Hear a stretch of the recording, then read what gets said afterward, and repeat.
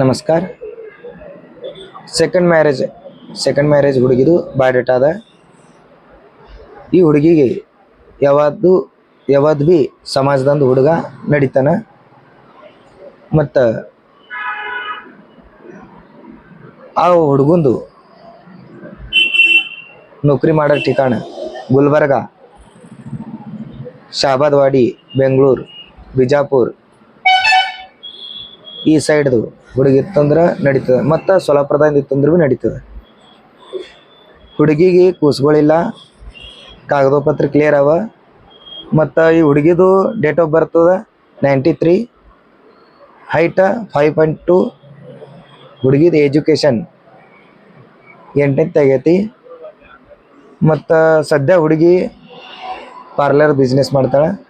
ಹುಡುಗಿದು ಅವ್ವ ಅಪ್ಪ ಹಾರ. ಮತ್ತು ಒಬ್ಬ ಅಣ್ಣ ಮ್ಯಾರಿಡ. ಮತ್ತು 3 ಸಿಸ್ಟರ್ ಮ್ಯಾರಿಡ್ ಇದ್ದಾರೆ. ಹುಡುಗಿದ ಸ್ಥಳ ಅದ ಸೊಲ್ಲಾಪುರ.